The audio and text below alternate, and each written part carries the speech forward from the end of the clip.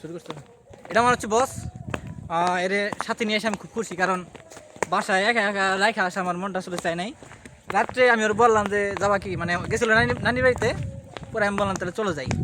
পরে ওর বাবা না করছে, আমি বললাম যে না সমস্যা নেই, আমি নিয়ে যাই, সমস্যা নেই। পরে এই যে আসলে এই বয়সে পাহাড়কে দুর্গম পাহাড়কে জয় করা আসলে এর পক্ষে খুবই কষ্টকর। তারপরেও আমি মনে করি এটা অভিজ্ঞতা হচ্ছে বড় একটা সফল। হ্যাঁ, এই বলতেছি সফল, এই বল সফল, তবে ভালো এলো। কারণ এর জন্য অভিজ্ঞতাটা দরকার। পরবর্তীতে যদি বলে যে আমি আর একটু বয়স হলে একাই আসতে পারবো, এটাই তো। আর ভাই আপনারা যত দূর সম্ভব ঘোরাফেরা করেন, প্রচুর ঘোরাফেরার দরকার। লাইভে ঘোরাফেরা ছাড়া লাইভে কিচ্ছু হয় না ভাই।